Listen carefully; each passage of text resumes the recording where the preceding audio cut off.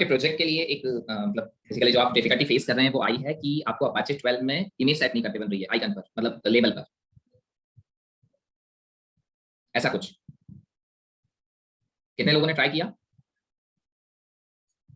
और बाकी किसी ने ट्राई किया नहीं किया? क्या बात है श्रेय, बहुत बढ़िया। चलिए कोई बात नहीं, मैं बता देता हूँ, जिनका नहीं हुआ वो देख लीजिए।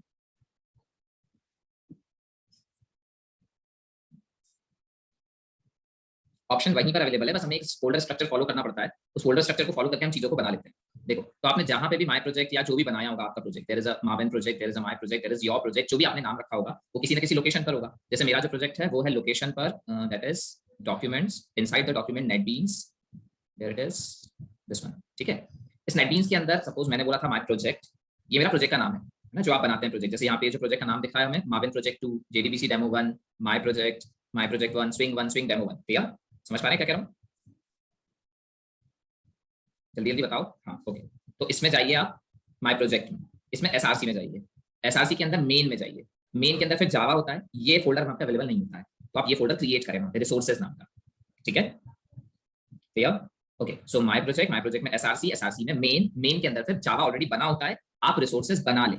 ये काम आप यहाँ से भी कर सकते हो, ये जो हम नेटबीन्स खोल के बैठे हैं, लेकिन यहाँ से ये काम थोड़ा सा समझ में नहीं आता कैसे करना है, मतलब क्लियरली नहीं दिखता सोर्स पैकेज। एक्चुअली ये सोर्स पैकेज है जिसको एसआरसी बोलता है, हमारे लिए ये सोर्स पैकेज दिखा रहा है, लेकिन वहां पर फोल्डर स्ट्रक्चर के अंदर उसका नाम जो उन्होंने दिया है वो एसआरसी दिया है ना। तो थोड़ा सा यहाँ से मैनेज करने में मुश्किल हो जाती है, नेटबीन्स से मैनेज करने में मुश्किल हो जाती है। इसलिए हम क्या करें, माय प्रोजेक्ट में एसआरसी में आए, मेन के अंदर आके रिसोर्सेज फोल्डर बनाए। रिसोर्सेज फोल्डर के अंदर चाहे तो आप डायरेक्ट इमेज रख सकते हैं, या चाहे तो यहाँ भी एक फोल्डर बना ले, जैसे मैंने आइकन्स बना लिया। इट इज नॉट कंपल्सरी और mandatory that you have to create here icon folder और एनी अदर फोल्डर। आप डायरेक्ट भी यहाँ पर इमेजेस रख सकते हैं, पर अगर आपको लगता है कि नहीं मुझे सॉर्ट आउट करना है, थोड़ा सा एक और फोल्डर चाहिए, तो फोल्डर भी बना सकते हैं। ठीक है, गुड। इसके अंदर मैंने डाल के रखी इमेज, ये मैंने इमेज डाल दी। अब मैं नेटबीन्स पे आया, नेटबीन्स पे आने के बाद आपका जो प्रोजेक्ट था दैट इज माय प्रोजेक्ट, इस पे अपन न्यू जे फ्रेम पे आते हैं, और इस न्यू जे फ्रेम के ऊपर मैं आपको बताता हूँ कैसे इमेज सेट करनी है। मैं इसको डिलीट करता हूँ पहले तो। ओके, सो आपने एक लेबल लिया, where it is this one, ये आपने लेबल लिया, इस लेबल को आपने एक्सटेंड किया थोड़ा सा। Okay, now right click. पर अब प्रॉब्लम ये है कि जब आप प्रॉपर्टीज पे जाके यहाँ आइकन पे क्लिक करेंगे ना, तो ये नन ही दिखाएगा। ये नन इसलिए दिखाएगा क्योंकि बाय डिफॉल्ट ये आइकन वो वाला उठाता है जो हमारे इस पैकेज के अंदर होगा, com.mycompany.myproject। ठीक है, जिसके अंदर मेरी क्लास है, उसी पैकेज के अंदर अगर मेरा आइकन होगा या इमेज होगी तो ही उसे उठाएगा, नहीं तो नहीं उठाएगा। तो फिर क्या करिए, यहाँ पे 3 डॉट्स दिए हुए हैं, इसीलिए दिए हैं, 3 डॉट्स पे क्लिक करिए, और इस 3 डॉट के ऊपर ये देखो पैकेज आइकन सेलेक्ट यहाँ पे दिया हुआ है, आप इस पे क्लिक कर दीजिए। ये आइकन्स पे क्लिक करिए, ये lord.jpg पे क्लिक करिए। देखो फिर से यहाँ पे कोई भी सेटिंग हो सकती है, यहाँ आइकन हो सकता है या कुछ और हो सकता है, हमें उस चीज से लेना देना नहीं है। यहाँ आइकन्स मिल रहा है या कुछ और मिल रहा है, हमें सिर्फ इस चीज से लेना देना है कि हमें सेलेक्ट करना है उस आइकन। क्लियर? ठीक है, गुड। तो यहाँ फोल्डर कुछ भी मिले, it may be icon, it may be resources, it may be this one com.mycompany.myproject, यहाँ पहली बार में कुछ भी हो सकता है। हमें तो इसको सेलेक्ट करना है हमारे हिसाब से, तो इस पर जाइए 3 डॉट्स पर, और 3 डॉट्स पर जाके ये देखिए सोर्स पैकेज है, एसआरसी मेन रिसोर्सेज है, आइकन्स है, तो इस आइकन पे क्लिक करिए। यहाँ पर हमारी इमेज है ना, इस इमेज को पिक करिए और ओके कर दीजिए। ना ओके, ये आ गई हमारे इस पर ना, ओके क्लियर? ठीक है, गुड। अब चला के देख लो आप चाहो तो। So I am executing the project.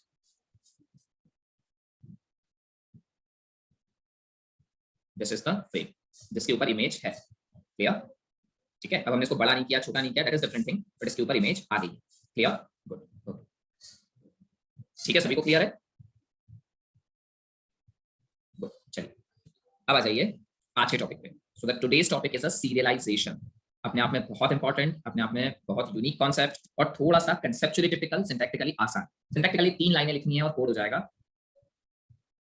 आपकी जावा फ्रेम रिसाइजेबल ऐसा हो सकता है, हाँ बिल्कुल हो सकता है, लेकिन शायद जनरली डेस्कटॉप एप्लीकेशन जो बनाई जाती है उसकी फ्रेम रिसाइजेबल नहीं होती है।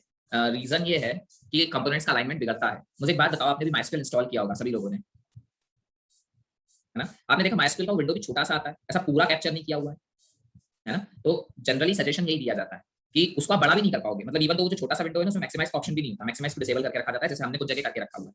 तो वो शायद आपका रह गया, मैं आपको बता दूंगा मैक्सिमाइज कैसे डिसेबल करते हैं, मिनिमाइज मैक्सिमाइज इस बटन को कैसे डिसेबल करते हैं। ठीक है, तो ये इसी तरीके से बनाए जाते हैं कि जब आपको लगता है कि आपका पूरा कंटेंट उस जगह पे आ गया है ना, तो अननेसेसरली इतना बड़ा व्यू देने की जरूरत नहीं है, उसको प्रॉपर्ली उतने ही पर्टिकुलर एरिया में आप अरेंज कर दीजिए और वहां पे चीजों को मैनेज कर लीजिए। तो एक स्टैंडर्ड है, और अगर आपको नहीं फॉलो करना है तो आप इसको बदल भी सकते हैं।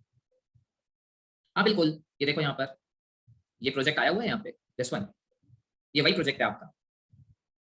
ठीक है, इसको करते कैसे है वो मैं बताऊंगा। ठीक है, क्लियर? ओके, चलिए सो आज के टॉपिक पे आते हैं। The topic is serialisation. Okay, so serialisation basically है क्या, इसको अपन समझते हैं।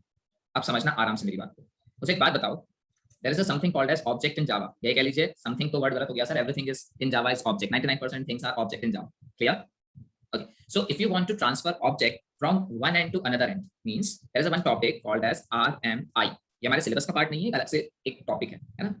इसके अलावा RMI के अलावा there is one more thing called as socket programming, SOCKET, socket programming. ठीक है। Okay. Now what is the RMI basically? RMI stands for the remote method invocation. क्या मतलब है इस चीज का, रिमोट मेथड इन्वोकेशन का? रिमोट मेथड इन्वोकेशन का मतलब है, सपोज आप एक लैन पर काम कर रहे हैं, आप कंपनी एनवायरनमेंट में इस तरीके से काम कर रहे हैं कि एक लैन आपके सिस्टम से जुड़ा हुआ है। लैन समझते हैं ना? लैन समझते हैं ना, लोकल एरिया नेटवर्क, है ना? ठीक, तो ये वाला जो सिस्टम है, इस वाले सिस्टम के पास मेथड का डेफिनेशन है, क्लियर? इस वाले के पास मेथड का डेफिनेशन है, और यहां बैठ के इस वाले सिस्टम से मैं मेथड को कॉल करता हूं। तो जरा देखो तो, this is what remote method. ये मेथड मेरे सिस्टम पे नहीं है, रिमोट है। रिमोट का मतलब समझते हो ना, जो हमसे दूर हो चीज है। So this thing is remote method, और यहां से मैं इन्वोक कर रहा हूं। So this thing is called as remote method invocation, जबकि मेरे सिस्टम के ऊपर इस मेथड की डेफिनेशन नहीं है। क्लियर? आई बात समझ? Good. So this topic is called as RMI, remote method invocation. और इसी तरीके से अगर आपको ये समझ में आ रहा है कि जब मैं कहीं दूसरी बैठी हुई मेथड को कॉल कर सकता हूं, मतलब किसी दूसरे जगह पर मेथड है उसे मैं कॉल कर रहा हूं किसी दूसरे सिस्टम में से, तो क्या ये पॉसिबिलिटी भी बनती है क्या कि मैं एक ऑब्जेक्ट अपने सिस्टम पे क्रिएट करूं and then I have to pass this object to the another system? Is it possible और नॉट? गुड भाई, जब ऑब्जेक्ट मेरे सिस्टम पे बना है तो मैं कहीं और नेटवर्क के थ्रू वो ऑब्जेक्ट भेजना चाहता हूं। अब आप मुझे एक बात बताओ सिंपल सी, ये ऑब्जेक्ट जो होता है ये जावा का ऑब्जेक्ट है ना, या ये कह दूं जावा सपोर्टेड फॉर्मेट का ऑब्जेक्ट है ना? सही है ये कहना, this is a Java supported format.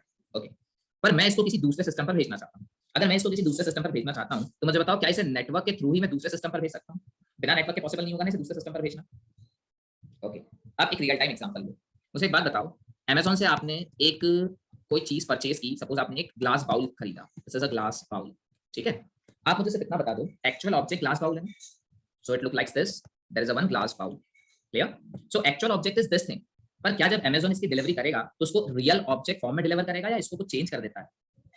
समझ रहे हो क्या कह रहा हूँ? वो आपको as it is glass bowl deliver करता है या इसका जो फॉर्मेट है वो बदल के आपको डिलीवर करता है? तो आप कहेंगे सर इसका फॉर्मेट बदला जाता है, कैसे? यहाँ पे ऐसा कुछ रुई लगा देगा, या यहाँ पर कॉटन के थ्रू नहीं तो फिर जो अलग स्टफिंग मटेरियल्स आते हैं, जो स्पंज मटेरियल्स आते हैं, जो अलग और अलग मटेरियल्स आते हैं स्टफिंग के, कि प्लेस से हिलना नहीं चाहिए, इस तरीके का कुछ यहाँ स्टफ करेगा। हाँ, और उसके बाद इसके ऊपर एक पैकेज लगाएगा, और फिर उसके बाद एड्रेस लगाएगा, और बहुत सारी फॉर्मेलिटीज कंप्लीट करेगा, और फिर जाके कहीं ये नेटवर्क के ऊपर उतरेगा, मतलब रियल नेटवर्क के ऊपर। सही है, रियल टाइम नेटवर्क मतलब ह्यूमंस का नेटवर्क, कि एक ह्यूमन से दूसरे ह्यूमन के पास, फिर जाके तीसरे ह्यूमन के पास, और जाके फिर फाइनली डिलीवर होगा। सही है, सही है। ओके, और मुझे एक बात बताओ, जब वो आपके घर आ जाएगा तो आपके घर आ जाने के बाद भी क्या वो ऑब्जेक्ट उसी फॉर्म में आया है जैसा आपने उसको परचेज किया था? तो आप कहेंगे नहीं सर, वो उस फॉर्म में थोड़ी ना आया जैसा परचेज किया था। परचेज करते टाइम पे तो ऐसा दिख रहा था ये जो बना हुआ है, पर हमारे यहाँ पे एक बॉक्स आया है, तो आप क्या करोगे? उसको अनपैक करोगे और उसे वापस से अपने वो वाले फॉर्मेट में लाओगे जिस फॉर्मेट में आप उसे यूज करना चाहते हो। सही बात है, clear? So this format is basically network supported format and this format is basically user supported format. कह सकता हूं ऐसा?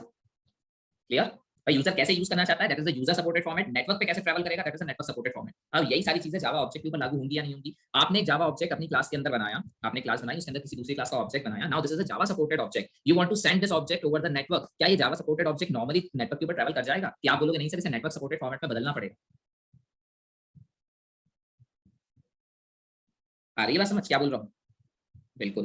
तो बस यही यही प्रोसेस जिसमें हम कहते हैं कि हम जावा सपोर्टेड ऑब्जेक्ट को नेटवर्क सपोर्टेड ऑब्जेक्ट में बदलते हैं, इसी प्रोसेस को कहते हैं सीरियलाइजेशन।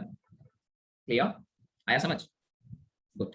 अब एक बात बताओ, अब जब ये ऑब्जेक्ट दूसरे एंड पर पहुंच जाएगा तो आप समझ रहे हो ये ऐसा कुछ रहेगा ऑब्जेक्ट, मतलब ये जो फॉर्मेट है ये नेटवर्क सपोर्टेड फॉर्मेट है। This thing is a Java supported format. ये जो पैक करके भेजा है this is a network supported format. क्या network supported format direct use कर सकता हूँ कि वापस कन्वर्ट करना पड़ेगा जावा सपोर्ट फॉर्मेट में? अगर इस ऑब्जेक्ट को मैं यूज करना चाहता हूँ जावा में, बदलना पड़ेगा, क्लियर? तो उसको कन्वर्ट करने की प्रोसेस को कहते हैं deserialization. So there is a serialization and there is a deserialization. So what is the definition of serialization? If you want to convert a Java supported object into the network supported format, this particular process is called as serialization, and converting the network supported format object into the Java supported format object is called as deserialization. Clear? Good. अब ये process में internally होता क्या है? तो हम ये कहते हैं इंटरनली इस प्रोसेस में हम जो ऑब्जेक्ट बनाते हैं, whatever object we have created, that particular object has written inside a file. Clear? Actual process क्या है? ये जो ऑब्जेक्ट है ये ऑब्जेक्ट को हम एक फाइल में लिख देते हैं। अगर मैं फाइल के अंदर ऑब्जेक्ट को लिख दूं तो मुझे बताओ इसका कंटेंट जो है ये ऑब्जेक्ट का कंटेंट हो गया। The content of this file is object content file. और एक बात बताओ, चाहे .txt फाइल हो चाहे .img फाइल हो, आप डाउनलोड कर सकते हो ना ये सारी फाइलें? ये सब डाउनलोडेबल फॉर्मेट है ना, इसका मतलब ये नेटवर्क पे ट्रैवल कर सकते हैं ना भाई। डाउनलोड करना मतलब कहीं ना कहीं से हम उसे डाउनलोड कर रहे हैं, मतलब नेटवर्क पे ट्रैवल होकर सर्वर से हमारे पास तक आ रहा है। मतलब ये जो फॉर्मेट है फाइल फॉर्मेट्स, ये सारे नेटवर्क सपोर्टेड फॉर्मेट है। तो अगर मैं एक जावा ऑब्जेक्ट को किसी फाइल के अंदर लिख दूं और फाइल को फिर मैं किसी भी नेटवर्क पे ट्रैवल करवा दूं, तो आप क्या कहेंगे सर ये प्रोसेस क्या है? ये प्रोसेस सीरियलाइजेशन है। अब ये फाइल कहां रिसीव हो गई? ये फाइल रिसीव हो गई दूसरे एंड पे। अब इस दूसरे एंड पे फाइल के रिसीव होने के बाद इसके अंदर से जब मैं ऑब्जेक्ट निकाल लूं वापस, तो आप कहोगे sir this is a deserialization. Clear? आई बात समझ? Yes, good. So this is the process. और अब इसके अंदर अपन जरा देखते हैं इस प्रोसेस को कैसे अंजाम दिया जाए। तो उसके लिए अपन एक प्रोजेक्ट बना लेते हैं। डाउट है किसी किसी चीज में? कंसेप्चुअली कोई डाउट है? serialization, good, finish. Okay, so here I'm creating one class, suppose name is emp. Inside this emp class I'm creating some private data members, private private int eid employee id, और फिर मैं कहता हूँ private string name, और इसके बाद फिर मैं कहता हूँ private int salary, डबल भी कर सकते हैं आप इसको। और अब मैं एक कंस्ट्रक्टर दे देता हूँ इसको इनिशियलाइज करने के लिए। तो मैंने पैरामीटराइज कंस्ट्रक्टर दे दिया। मैंने कह दिया int eid comma string name comma int cell। Clear? और इसके अंदर जरा इनिशियलाइज कर देते हैं हम सब कुछ। So this is this dot eid equals to eid, और फिर से this dot name equals to name, और उसके बाद वापस this dot sal equals to sal. Clear? ठीक है, बहुत बढ़िया। चलिए, now I want to serialize this object. अब सुनना, अगर आप चाहते हो कि आप इस ऑब्जेक्ट को सीरियलाइज कर सकें, तो फिर इसके पास एक स्पेशल कैपेबिलिटी होनी चाहिए, और उस स्पेशल कैपेबिलिटी के लिए मुझे इसके अंदर एक इंटरफेस को इनहेरिट करना पड़ेगा। सिंपल सी बात है, आप चाहते हो ये ऑब्जेक्ट सीरियलाइज हो जाए। सीरियलाइज हो जाए मतलब ये अपने जावा सपोर्टेड फॉर्मेट से नेटवर्क सपोर्टेड फॉर्मेट में बदल जाए, तो इसके अंदर कुछ स्पेशलिटी होनी चाहिए। वो स्पेशलिटी या तो आप खुद प्रोवाइड करो, या फिर आप कुछ इसके लिए सहारा लो। तो हमें ये चीज बहुत अच्छे से पता है कि आपको कुछ चीजें स्टफ करनी होती है, कुछ चीजें प्रोवाइड करनी होती है क्लास को, तो हम सिंपल सिंपल इनहेरिटेंस कर लेते हैं, अपने आप को फीचर्स आ जाते हैं। तो इसके अंदर आपको एक इनहेरिट करने की जरूरत है, या बेसिकली कह दिया जाए तो इंप्लीमेंट करने की जरूरत है। That is implements serializable interface. So this is serializable, not this thing, zable. Spelling गड़बड़ है क्या? serializable क्या दिक्कत है भाई? ठीक है, so this is serializable interface, और ये है हमारे java.io पैकेज का हिस्सा। क्लियर? गुड। एक सरप्राइजिंग चीज देखना, ये क्लास कंप्लीट है ना? है ना? क्लास कंप्लीट है ना? फिर भी इसमें कोई एरर नहीं आ रहा। आना चाहिए था क्या एरर? कौन सा एरर आना चाहिए था? आपने इसके अंदर एक इंटरफेस को इनहेरिट किया, तो इंटरफेस के जो एब्स्ट्रैक्ट मेथड्स थे वो मुझे यहाँ ओवरराइट करना मैंडेटरी है ना? पर ये तो मुझे कोई एरर दे ही नहीं रहा। मतलब ये मुझसे नहीं कह रहा है कि इसके इंटरफेस के मेथड्स को ओवरराइट करो। देखो क्लास के पास कोई एरर नहीं है।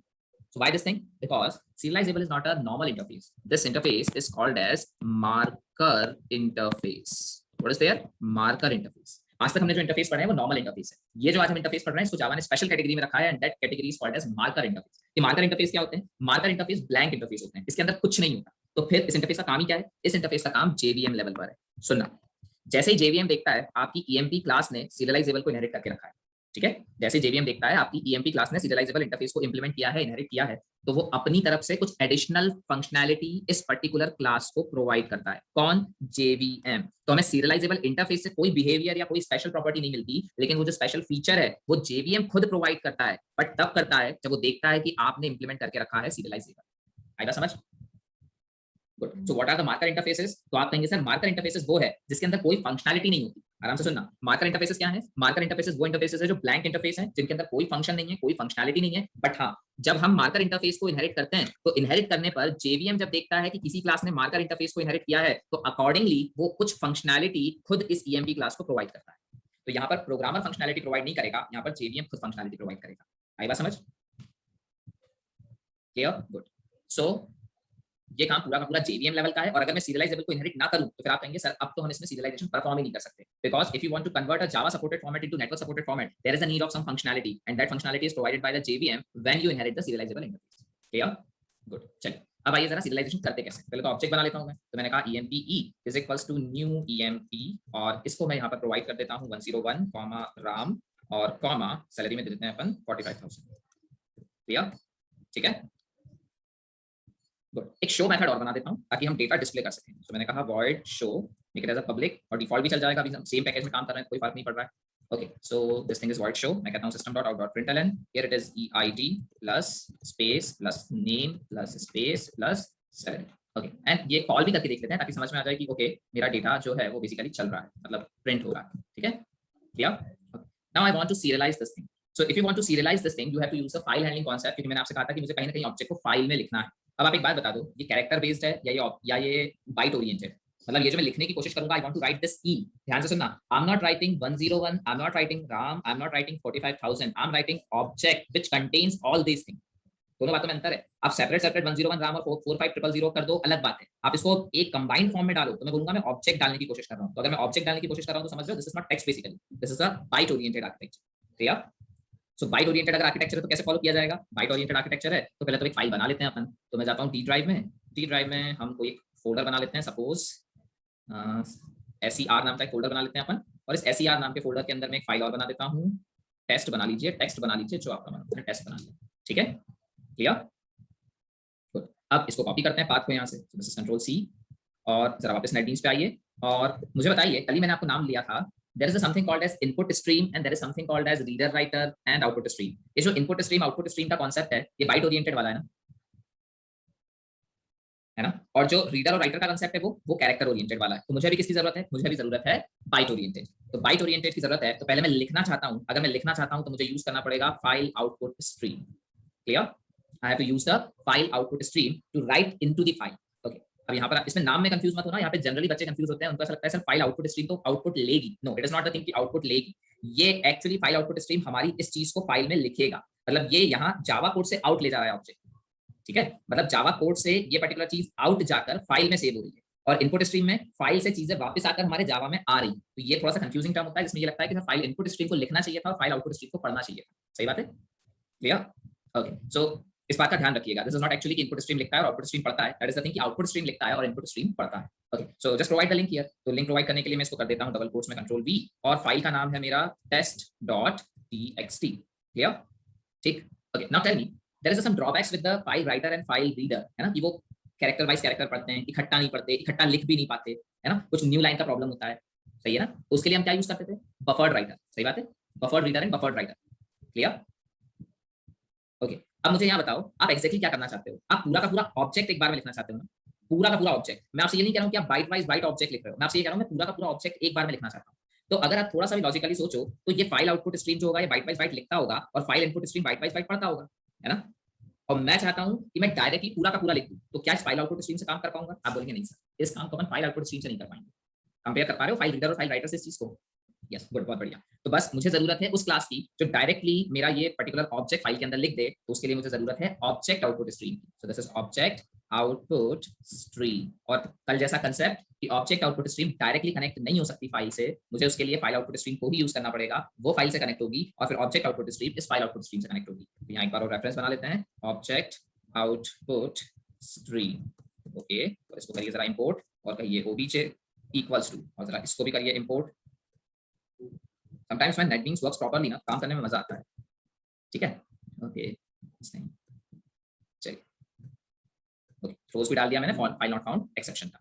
ओके, चलिए एक और कुछ है, java.io एक्सेप्शन. ओके, आप चाहे तो ट्राई कैच भी लगा सकते थे, आप चाहे तो थ्रोज भी लगा सकते हैं, पर ट्राई कैच लगाएंगे तो एक्सेप्शन हैंडल हो जाएगी, थ्रोज लगाएंगे तो थ्रोज में एक्सेप्शन हैंडल नहीं. क्लियर? आई बात समझ? Good. So this particular file output stream throws the file not found exception and the object output stream throws the IO exception. चलिए गुड, यहाँ तक तो मेरा काम हो गया. अब मुझे ऑब्जेक्ट को लिखना है. लिखने के लिए मेथड कौन सा होता है? राइट. तो just write down obj.write.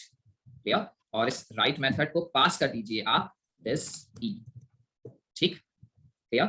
Okay, now I think obj.write. Oh, not it's not right, it is write object method. तो आप ऑब्जेक्ट लिखने की कोशिश कर रहे हैं. ठीक, तो मेथड का नाम है right object, not the right. Right तो बाइट वाइज बाइट लिखेगा, राइट ऑब्जेक्ट जो है वो पूरा का पूरा ऑब्जेक्ट एक बार में लिखेगा. ओके, सो ये हो गया मेरा obj.write ऑब्जेक्ट. अब कल के लेक्चर में हम लोगों ने पढ़ा था कि इफेक्ट तब तक ट्रांसफर नहीं होता जब तक हम फ्लश को कॉल ना कर दें. सही है, इफेक्ट तब तक ट्रांसफर नहीं होता जब तक हम फ्लश को कॉल ना कर दें. तो यहाँ पे भी मुझे फ्लश को कॉल करना पड़ेगा. आप लिखिए यहाँ पे obj.flush फ्लश. ठीक, क्लियर? और फिर चाहे तो क्लोज कर दीजिए obj.close.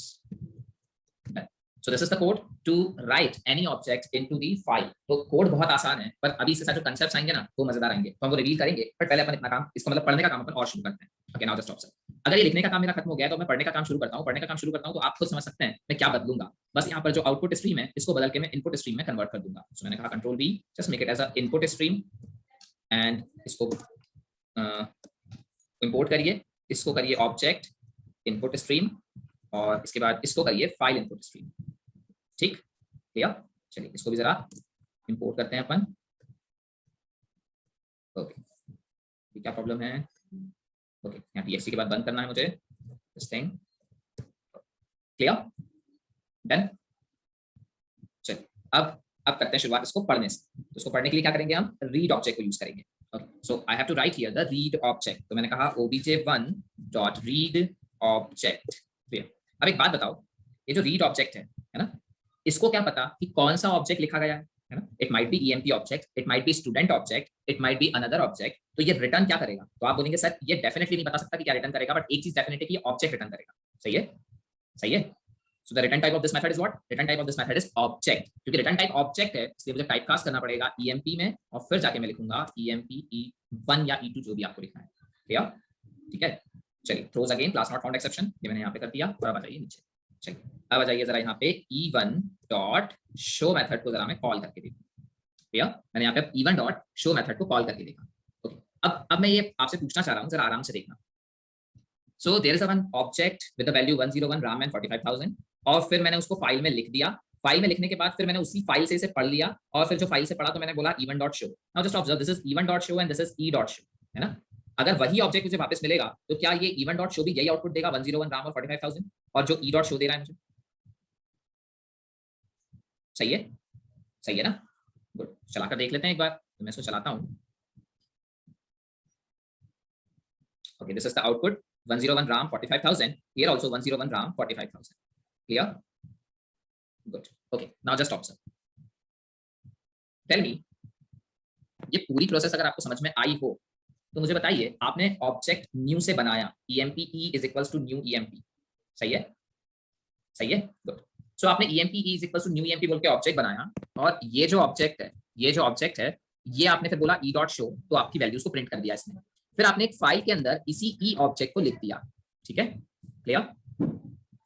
Now the thing is, जब अब आपने obj.flush obj.close करने के बाद फिर ऑब्जेक्ट इनपुट स्ट्रीम से उस फाइल को रीड करने की कोशिश की, तो उस फाइल से आपने रीड ऑब्जेक्ट मेथड को कॉल किया और उसने फाइल में से ये ऑब्जेक्ट निकाल के आपको वापस दे दिया। ठीक है, अब अगर आप ध्यान से समझ पा रहे हो मेरी बात को, right now I am using the code on a same system, but ये पूरा कोड हम नेटवर्क के लिए बना रहे हैं, है ना? दो अलग अलग कंप्यूटर सिस्टम्स के लिए। हाँ, अगर ये दो अलग अलग कंप्यूटर सिस्टम्स के लिए बन रहा है तो मुझे बताना, यहाँ पे जो ई रेफरेंस वाला ऑब्जेक्ट है ना, ये वाला ऑब्जेक्ट, ये किसी दूसरे सिस्टम पर है, ये कंप्यूटर C1 की रैम में, और ये जो हमने डीसीरियलाइज किया, ये जो प्रोसेस है, दिस इज अ डीसीरियलाइजेशन, इसमें E1 नाम के रेफरेंस के साथ जो ऑब्जेक्ट अटैच है वो दूसरे कंप्यूटर सिस्टम में बनेगा ना। तो मैं सिर्फ ये जानना चाहता हूं, दे बोथ आर आइडेंटिकल और सेम। इन दोनों वर्ड में अंतर पता है? What is the meaning of identical and what is the meaning of same? इस वर्ड का मतलब समझते हैं, आइडेंटिकल और सेम। आइडेंटिकल मतलब एक ही होना, सेम मतलब एक जैसा होना। सो this thing, I am creating E1 reference, I am creating E2 reference. आराम से देखना, E1 E2 is pointing to same object, but there is one E1 reference which is pointing to the object with some value, and there is a E2 reference which is pointing to the another object with the same value. ये value same है, ये भी value same है, so they both are same object, but here this is an identical object जो E1 और E2 point कर रहे हैं। Clear? Clear? So in the case, tell me, is it an identical object or same object? नहीं ना श्रेय, कैसे same, कैसे आइडेंटिकल बेटा? ये दूसरी रैम नहीं है कंप्यूटर सिस्टम की C1 वाली, ये C2 वाला रैम नहीं हो गया भाई। हम नेटवर्क पे ट्रैवल कर चुके हैं ना, अगर आप नेटवर्क पे ट्रैवल कर चुके तो ये C2 की रैम में नहीं बना होगा क्या? है ना? अगर ये C2 की रैम में बना है तो C2 की रैम का ऑब्जेक्ट और C1 की रैम का ऑब्जेक्ट आइडेंटिकल कैसे हो सकता है? ये सेम हो सकता है but it can not be identical. सही है, क्लियर? अब जरा मेरे को बताना, क्या ये एक नया ऑब्जेक्ट है? Is it a new object, fresh object इसको मैं बोलूं? यस, तो मुझे बताओ, एक तो आपने न्यू बोल के ऑब्जेक्ट बनाया, और दूसरा क्या आपने ये बोल के भी ऑब्जेक्ट बनाया? यस, तो जावा में कितने तरीके से ऑब्जेक्ट बनते हैं? अभी फिलहाल दो तरीके से, जितना हमें समझ में आ गया। एक न्यू से, दूसरा इससे डीसीरियलाइजेशन से। क्लियर? क्लियर? गुड। सो डीसीरियलाइजेशन से भी ऑब्जेक्ट बनता है। अब एक बात बताओ, ये नेटवर्क वाली बात, अगर सेम सिस्टम की बात करूं तो सेम सिस्टम पे भी यही कहानी है। जब आप कहते हो ना ये वाला EMP is equals to new EMP, so there is a one object with the value 101 RAM and 45,000, इसको पॉइंट कर रहा है मेरा E के अंदर एड्रेस है सपोज 1000। क्लियर? क्लियर? गुड। अब अगर E के अंदर एड्रेस है 1000 और इसको सपोर्ट, इसको पर्टिकुलर पॉइंट कर रहा है, अब आपने सीरियलाइजेशन किया तो ये ऑब्जेक्ट उठा के आपने फाइल में लिख दिया whose name is test.txt, तो ये ऑब्जेक्ट अब आपने फाइल में लिख दिया। Now you have done the deserialization, in the process of deserialization इस ऑब्जेक्ट को वापस फेच करके मेमोरी में लाया गया, तो this is a 101, this is a RAM and this is a 45,000। But एक बात बताओ, क्या ये मेमोरी लोकेशन 1000 और ये मेमोरी लोकेशन सेम होगी क्या? आप बोलेंगे नहीं, सो दिस थिंग माइट बी 2000, और अब जो E1 है this E1 has the 2000, it starts pointing here. Clear? तो अब आप मुझे बता दो, with the help of this particular line, have you created a one new object, fresh object? Yes, you have created a fresh object. So with the help of deserialization, you can create another object. Clear? आया समझ? Good. चलिए, अब थोड़ा सा object orientation पे वापस आते हैं, कंसेप्ट पे। Are you actually writing the object or are you writing the object state? इन दो वर्ड में बहुत बड़ा डिफरेंस है और ये आपको समझना बहुत जरूरी है। There is something called as object and there is something called as object state. क्या ये वर्ड आज से पहले सुने? अगर ऑब्जेक्ट ओरिएंटेड टेक्नोलॉजी पढ़ी होगी तो सुना जरूर होगा। Have you heard this word object and object state? नहीं, कोई बात नहीं। अच्छा, ये वर्ड तो सुना होगा ना, इंस्टेंस। क्यों ऐसा कहते हैं? This is an object instance. ये तो पता होगा ना कि हम ऑब्जेक्ट को ऑब्जेक्ट ना बोलकर बोलते हैं this is object instance. सही है? ठीक है? अब सुनना, what is the meaning of object state, what is the meaning of object, and why we will not call the thing that it is an object, why we called it as it is an object instance. सुनिए, मुझे एक बात बताओ, आपने file में लिखा क्या? तो आप कहेंगे सर हमने फाइल में ना एक ऑब्जेक्ट तो लिखा, पर ऑब्जेक्ट लिखने पर एक्चुअली उसके जो एट्रीब्यूट्स थे या उसकी जो प्रॉपर्टी की ऑब्जेक्ट की उनकी वैल्यू लिखाई। तो 101 लिखाया, राम लिखाया, and here it is suppose what is there 45000 ये लिखाया। ठीक है? Clear? Good. So just tell me, ये ईएमपी ऑब्जेक्ट है ना, ये ईएमपी ऑब्जेक्ट है ना? ओके, तो आपने एक्चुअली क्या लिखा? आपने एम्प्लॉय ऑब्जेक्ट लिखा या ऑब्जेक्ट का स्टेट लिखा? तो हम पहले ये समझे कि ऑब्जेक्ट का स्टेट का मतलब क्या होता है। तो ऑब्जेक्ट के स्टेट का मतलब होता है किसी करंट टाइम पर, किसी भी करंट टाइम पर जो इंस्टेंस वेरिएबल की वैल्यू होती है उसे हम बोलते हैं this is the object state. तो सपोज जब आपने इस ऑब्जेक्ट को लिखा था या जब आपने ऑब्जेक्ट बनाया,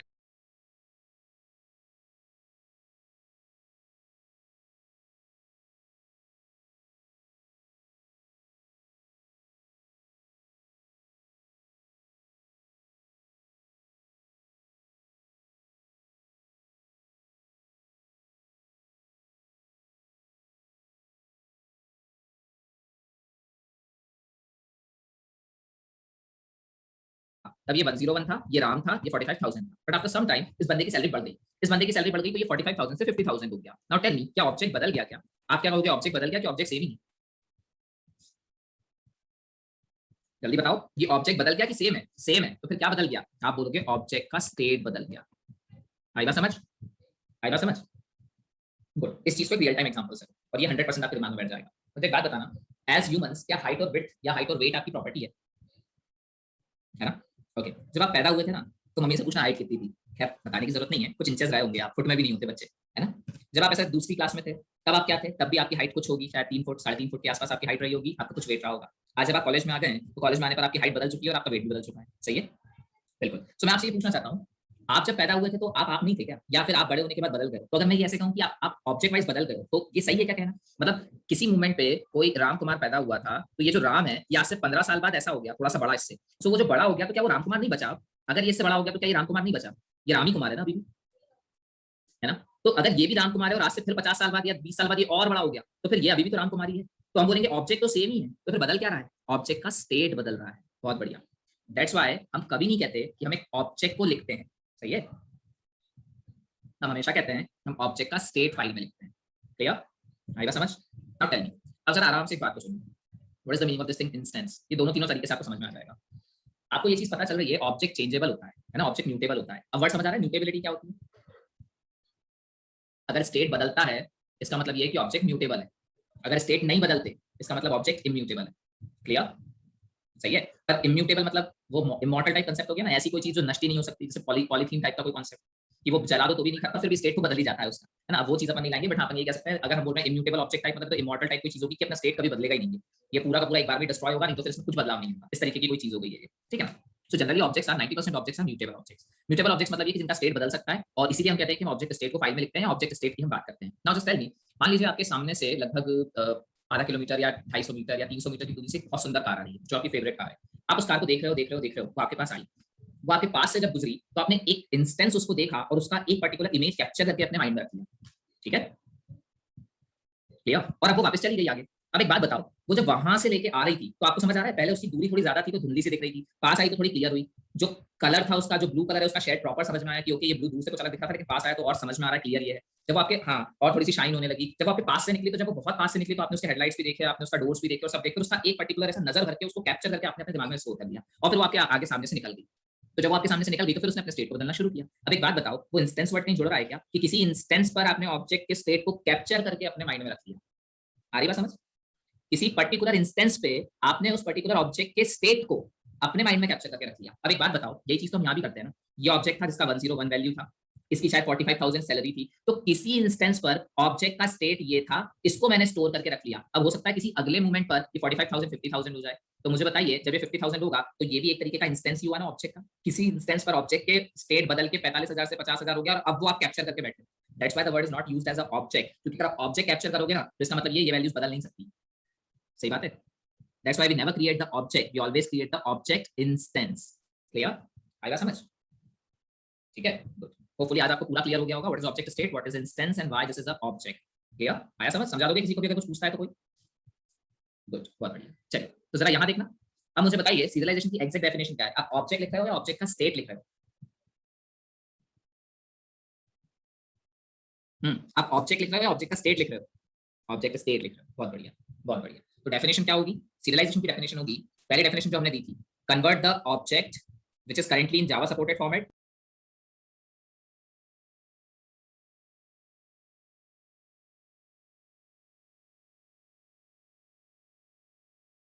सपोर्टेड फॉर्मेट। आपने इस ऑब्जेक्ट को जावा सपोर्टेड फॉर्मेट से नेटवर्क सपोर्टेड फॉर्मेट में बदल दिया इस राइट ऑब्जेक्ट की हेल्प से, मतलब ये मैकेनिज्म की हेल्प से। क्लियर? दूसरी डेफिनेशन, क्या आपने जब इस मैकेनिज्म को यूज किया तो एक्चुअली आपने इस पर्टिकुलर ऑब्जेक्ट को फाइल में लिख दिया? ये जो फाइल मैंने यहाँ पे पास की है, इस फाइल के अंदर आपने इस ऑब्जेक्ट को लिखा है क्या? यस, आप बोलेंगे यस।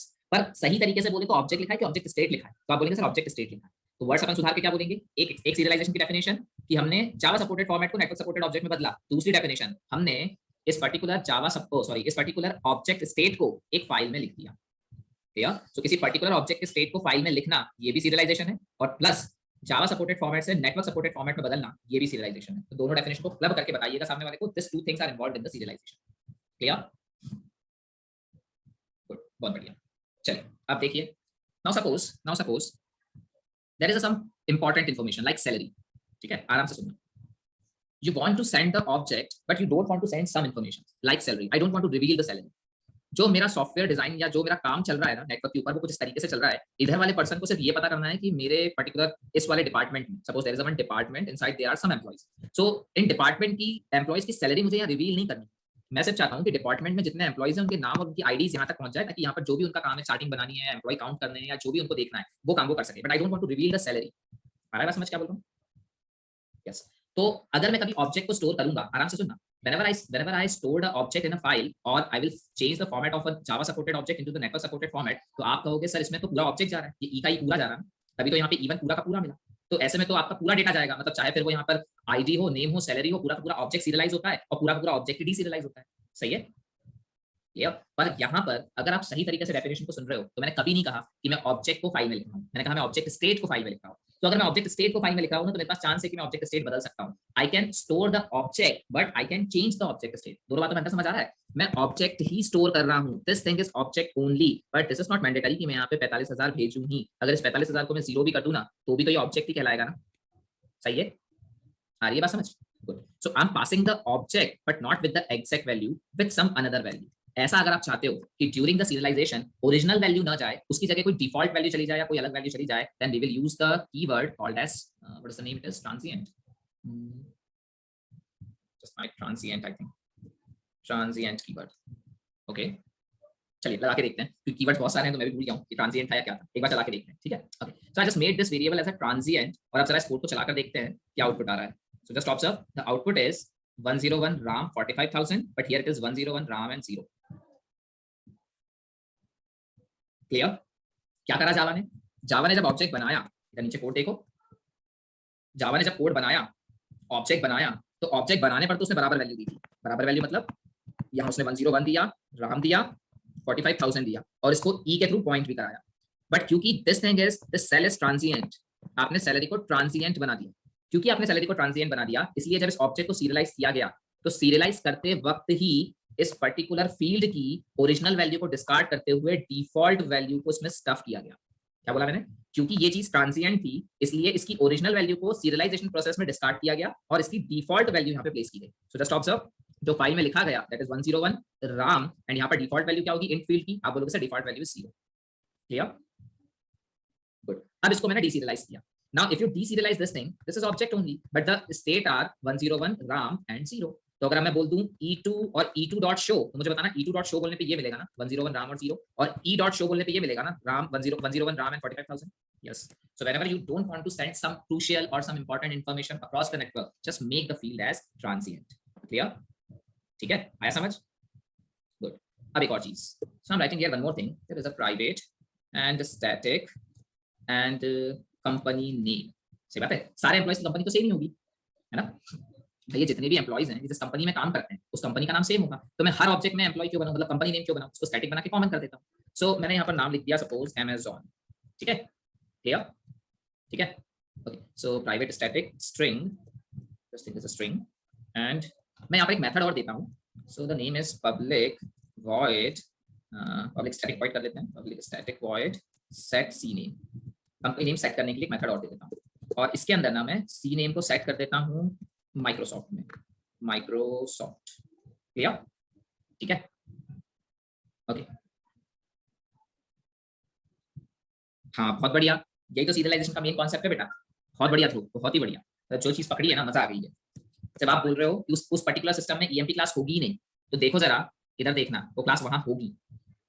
ये जब मैं चला रहा था तो इसकी एक्सेप्शन रीड करी थी आपने, ये जब इसने एक एक्सेप्शन थ्रो किया था ना, जो मैंने यहाँ पे ऊपर थ्रोज में ऐड किया था, कौन सा एक्सेप्शन था वो देखना जरा, ये था क्या क्लास नॉट फाउंड एक्सेप्शन। बहुत बढ़िया, क्यों class not found exception, class not found exception तब, आराम से सुनना, क्लास नॉट फाउंड एक्सेप्शन तब जब ये ईएमपी क्लास उसको नहीं मिलेगी। अब ये कोड कंफर्मली हमारे दूसरे वाले एंड पे होगा ना, है ना, अगर हम बात कर रहे हैं तो ये वाला कोड हमारे दूसरे एंड पे होगा, तो दूसरे एंड पे ये कोड तभी काम करेगा जब ये क्लास वहां पर होगी, और नहीं होगी तो मिल जाएगा class not found exception. Clear, आएगा समझ, गुड। अच्छा एक चीज और, एक सिंपल सी चीज का आंसर और दीजिएगा, मुझे बताइएगा, याद दिलाइएगा कि सर आपने कुछ तो भी बीच में टॉपिक और निकालने की बात कही थी। अभी मैं अपना ये ट्रांजिएंट और स्टैटिक वाला कंप्लीट कर लूं, फिर याद जरूर दिलाइएगा कि सर एक चीज और छूटी हुई है, ठीक है। और कंस्ट्रक्टर याद दिला दीजिएगा, नहीं तो कभी कभी ये याद होता है कि बताना है कुछ और ये भूल जाता हूँ कि बताना क्या है, ठीक है। तो अगर भूल जाऊँ तो कंस्ट्रक्टर याद दिलाना, ठीक। चलिए अभी पहले इस पे फोकस करते हैं। अब मैं आपसे ये पूछना चाह रहा हूँ कि यहाँ पर मैंने एक स्टैटिक फील्ड बना दी है, स्टैटिक फील्ड के अंदर मैंने वैल्यू Amazon दे दी है, और यहाँ पे एक सेट नेम भी दे दिया है। तो यहाँ पर मैंने ई डॉट शो बोला, after the serialization of the process I called the E dot set C name method. Clear, done, ठीक है, गुड। अच्छा अब यहाँ पर ना मैं डिस्प्ले और कर दूं सी नेम को, नहीं तो फिर तो दिखेगा ही नहीं, प्लस मैंने कह दिया C name, so this thing is C name. Okay now just observe, अब एक बात बताना, ये जब फाइल सीरियलाइज हो रही थी या ये ऑब्जेक्ट जब सीरियलाइज हो रहा था, तो सी नेम की वैल्यू क्या थी, तो आप कहेंगे सर Amazon थी, सही है, सही है, ओके। फिर उसके बाद ये सीरियलाइजेशन का लॉजिक चल गया, सीरियलाइजेशन के लॉजिक के बाद जब फाइल में सब कुछ लिखा गया, उसके बाद जाके मैंने E dot set C name बोला, तो अब ये जो Amazon था ये बदल के हो गया मेरा माइक्रोसॉफ्ट, ठीक है।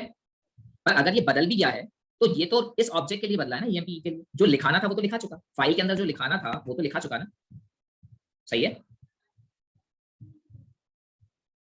हाँ समझ रहे हो ना क्या कह रहा हूँ, समझ रहे हो ना क्या कह रहा हूँ, जल्दी बताइए, नहीं समझ रहा हो तो मैं रिपीट करूँ। गुड।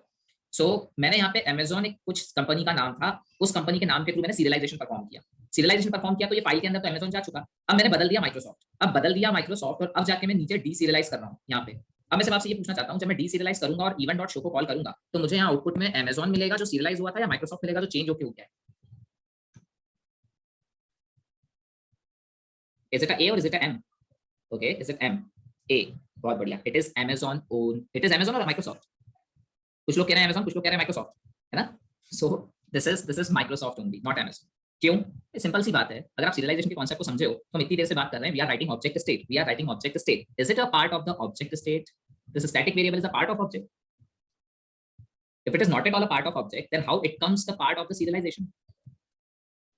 आया समझ। सो सीरियलाइजेशन में स्टैटिक वेरिएबल पार्टिसिपेट ही नहीं करते, क्योंकि static variable is not part the object state, क्योंकि वो सीरियलाइजेशन के प्रोसेस के दौरान पार्टिसिपेट ही नहीं करते। तो जो थ्योरी मैं आपको सुना रहा था वही थ्योरी गलत थी। मैंने आपसे कहा कि यहाँ पे Amazon वैल्यू सेट है, कब, जब मैं ये काम कर रहा था, मैंने ऑब्जेक्ट बनाया, ऑब्जेक्ट बनाने के बाद Amazon वैल्यू सेट हो गई, Amazon वैल्यू सेट होने के बाद आपने ऑब्जेक्ट लिख दिया, तो मैंने बोला आपने ऑब्जेक्ट स्टेट लिखा तो Amazon फाइल में गया कि नहीं गया, आप बोलेंगे सर फाइल में भी नहीं गया Amazon, क्यों नहीं गया? क्योंकि हम कर रहे हैं सीरियलाइजेशन। सीरियलाइजेशन में ऑब्जेक्ट स्टेट लिखा जाता है। This is not the object state, this is the static variable. अगर ये स्टैटिक वेरिएबल है तो ये फाइल में गया ही नहीं। अगर फाइल में गया नहीं तो आपने इसको बदल दिया माइक्रोसॉफ्ट। अब फाइल के अंदर ना तो अमेज़न है ना ही माइक्रोसॉफ्ट है, और आपने इस ऑब्जेक्ट को बाहर निकाला, मतलब डीसीरियलाइज किया। अब मुझे बताइए, जब मैं इसको डीसीरियलाइज करूंगा और मैं कहूंगा इवन डॉट शो, तो इवन डॉट शो कहने पे मुझे अमेज़न मिलेगा पुराना वाला, या जो बदल चुका है माइक्रोसॉफ्ट वो मिलेगा?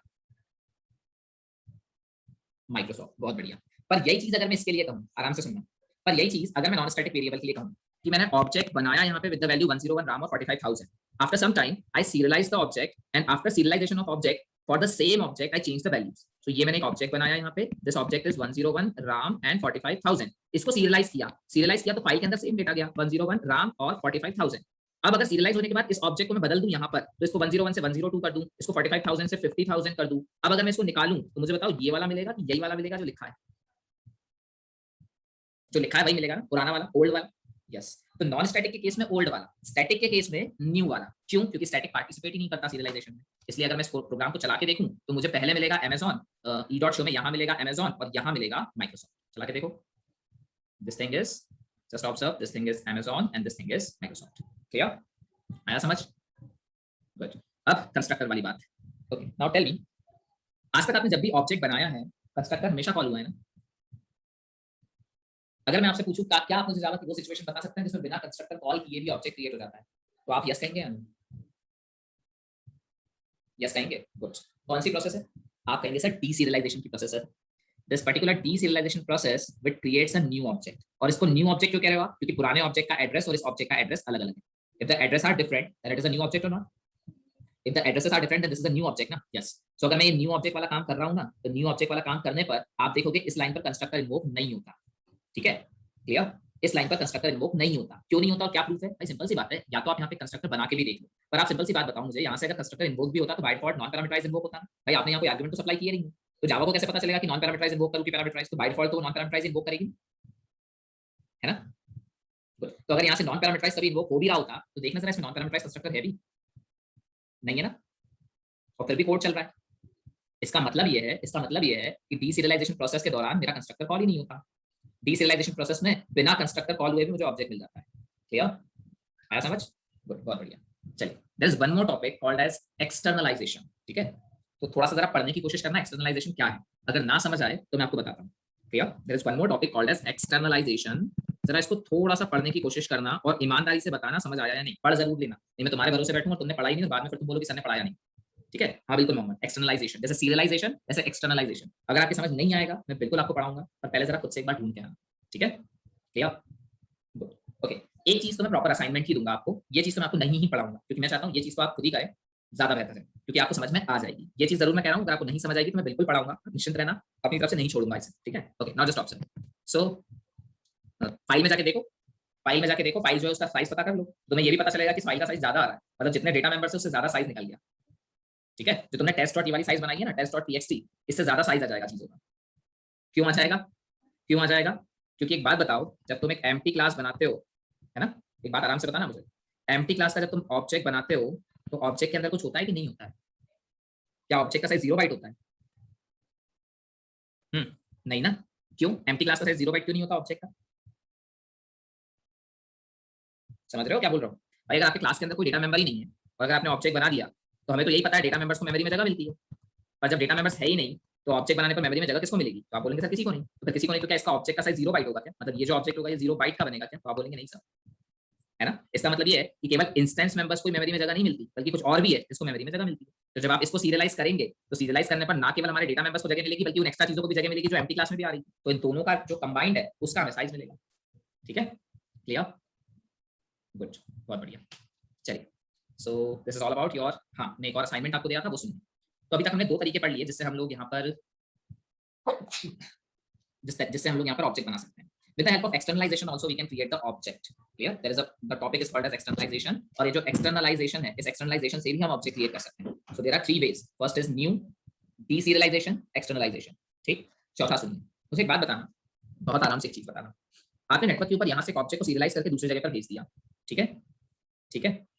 ज्यादा बेहतर क्या होगा, ये जो ऑब्जेक्ट है इसके डेटा को मैं डायरेक्ट मैनिपुलेट कर दूं या फिर इसकी एक कॉपी बना लूं, इस कॉपी के अंदर मैं सारा हेर फेर करूं, अगर कुछ गड़बड़ हो जाए तो इसको डिस्ट्रॉय करके वापस से इसकी कॉपी बना लूं। आ रहा है समझ क्या बोल रहा हूं, है ना? भाई ज्यादा बेहतर यही लग रहा है ना। एक तो मैंने सीरियलाइजेशन से यहाँ से एक ऑब्जेक्ट लाया, अगर तुमने डायरेक्ट मैनिपुलेशन करा इसके अंदर कोई गड़बड़ हो गई तो आप बोलोगे ऑब्जेक्ट वेस्ट हो गया। तो बेहतर यही है ना कि आप इसकी कॉपी क्रिएट कर लो, लोकल कॉपी। आप लोकल कॉपी पे जितना एक्सपेरिमेंट करने करो, जब आपको ऐसा लगे कि हाँ सब कुछ सही है तो ये इफेक्ट इस पर ट्रांसफर कर दो, और अगर आपको लगे कि नहीं ये गड़बड़ है तो इसको डिस्ट्रॉय करके वापस इसकी कॉपी जनरेट कर दो, तो ओरिजिनल डेटा हमेशा बचा रहेगा। सही है, सही है। तो मुझे एक बात बताओ, ये ऑब्जेक्ट है और इसका सेम एक दूसरा ऑब्जेक्ट बना दूं, इसको क्लोन बोल सकता हूँ क्या मैं? This is a clone of each other. Clone बिल्कुल सेम होते हैं ना एक दूसरे के, है ना? सही है ना? तो इस काम को करने में मदद करता है इंटरफेस क्लोनेबल। क्लियर? आया समझ? So there is a one interface whose name is cloneable. इसको बस आप पढ़ लेना, ये ज्यादा टिपिकल नहीं है, ये ज्यादा टिपिकल नहीं है, इसलिए मैं आपको बोल रहा हूँ आपको समझ में आ जाएगा 100%। पर क्लोनेबल भी ना समझ आए तो मैं बता दूंगा, बहुत इंपॉर्टेंट है क्लोनेबल भी, इसलिए हल्के में मत लेना। देखो मेरी उम्मीद आपसे यही है, जितना ज्यादा आप खुद करोगे अभी इस स्टेज पे उतना ज्यादा अच्छा। ना समझ आए तो मैं आपके साथ हूँ, अभी नहीं आप 6 महीने बाद भी कॉल करके अगर मुझसे पूछोगे कि सर ये कैसे होगा, तो मैं आपको तब भी जवाब दूंगा। तो मैं चाहता हूँ अब आप थोड़ा सा अपने पैर पर खड़ा हो जाओ। क्लास में मैंने पढ़ाना अपना खत्म करा है, मतलब मेरा हो चुका, जितना मुझे पढ़ाना था उतना हो चुका। अब ना जरा आप डॉक्यूमेंटेशन और बाकी चीजें रेफर करके पढ़ना शुरू करो और देखो चीजें समझ आ रही है क्योंकि जब नई चीजें आएंगी ना तो उसके लिए कोई टीचर नहीं होगा। ठीक है, तो जरा खुद से थोड़ा सा एफर्ट लगा के देखो कितने अपन पानी में है अभी और अपने को कितनी मेहनत की भी जरूरत है। क्लियर? आएगा समझ? गुड। चलिए, तो क्लोनेबल तो मैं वैसे भी आपको नहीं पढ़ाऊंगा, क्लोनेबल आपको ही पढ़ना है। एक्सटर्नलाइजेशन आप मुझे बताइए। नहीं अभी नहीं हुई संगीत, अभी टाइम है, अभी लैम्डा एक्सप्रेशंस बाकी है। लैम्डा एक्सप्रेशंस के साथ अभी आपका वो वेर कीवर्ड वाला जो आप उससे पूछ रहे थे वो बाकी है ना, इस तरीके से 2-3 कॉन्सेप्ट्स बाकी। चलिए बहुत बढ़िया, ओके तो मिलते हैं गाइस नेक्स्ट क्लास में। Bye bye, take care.